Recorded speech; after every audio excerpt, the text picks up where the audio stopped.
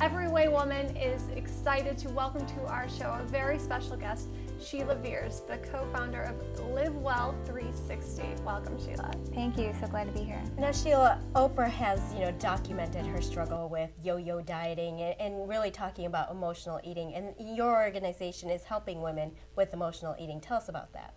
Basically, I help to teach women that emotional eating isn't a disorder or something that you have to feel guilty about. It's something that we all do at some point in our life. Yes, we do. Yeah, and really the thing is to just use it as an indicator and pay attention when you are emotionally eating to say, okay, what's happening in my life right now that I need to pay attention to where I'm looking to food for comfort, and how can I fill that void with more happiness, more joy, and do things that I can bring into my life that will make it more enjoyable, so that I can stop turning to food for comfort. And do you think it's because people are under a lot of stress these days, and people are really not having a lot of pleasurable things in their life, and they're stressed for many different reasons? I think maybe that could contribute to that, don't you think? Absolutely. I mean, people are under a great amount of stress, and I think that food is an easy thing to turn to because it's very easily accessible, and so it's a quick fix, and so we just keep going, and it's. Let's rewind to your personal experience.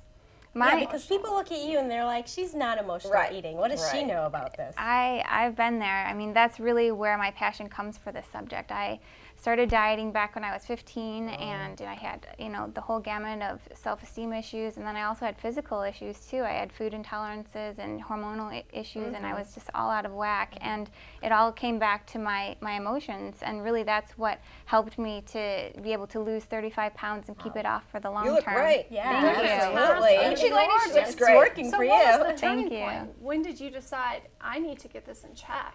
I had been setting goals and losing weight and dieting like crazy. That's good. But then I got there, and then I realized that I had created this sort of prison for myself because I was so afraid to eat anything outside of what I had deemed like the perfect things Which to happens eat. to a lot of teenagers out there. Right. A lot of teenage Yes. girls, So what see themselves like What that. advice would you give to someone who's trying to do a whole lifestyle change, like versus dieting and all the other stuff, the fads?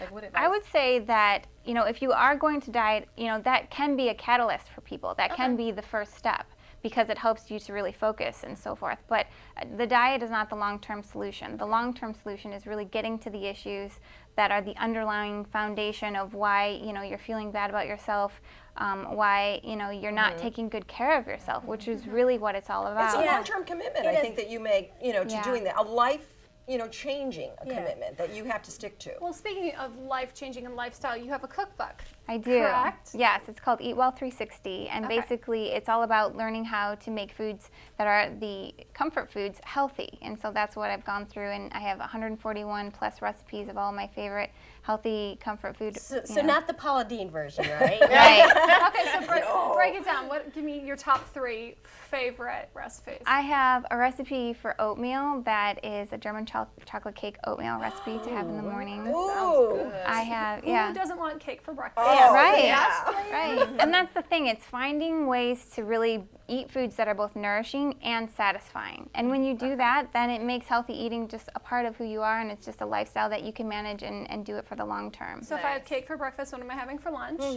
There's a recipe for, let me think, there's a meatloaf recipe, a turkey meatloaf recipe that is outstanding. It's out of this world, and it just has like a little bit of tomato sauce on top, and the onions are the secret because when you cook it with onions, it makes it really moist. And dinner, what do we have for dinner, right? I have a tilapia recipe that has, it's like crusted in nuts and a little bit of flour that just kind of makes it like it's, the breaded, like a breading like you would have, at a restaurant or something like that. Sounds tasty. So, I mean, are you a personal chef, or were you a cook? How did you develop these recipes? With my husband, he's not a chef either, but we both just have a passion for eating food. We just love food, and we wanted to make foods that we really felt good about putting into our body, and so we got creative and trial and error until we came up with recipes that were just really fabulous, and people love them. All our friends are like, "Oh my God, you have to make that at our next That's barbecue." awesome. Do you have anything spicy? Because that's sometimes what I run into. I love spice, I love flavor, and sometimes I turn to the healthy recipes. I'm like, I love kale chips and all, but I can't have them every single day. I need something with a little bit more oomph. So do you have things that are spicy and We have like a turkey chili recipe.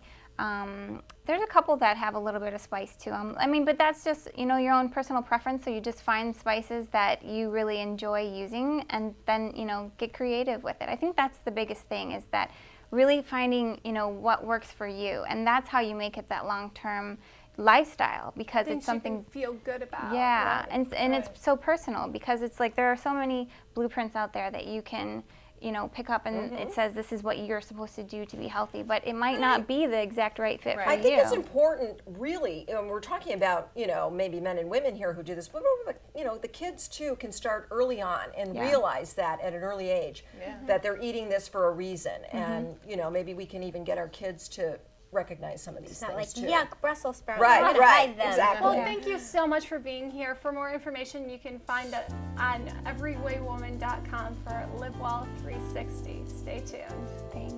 Thank you.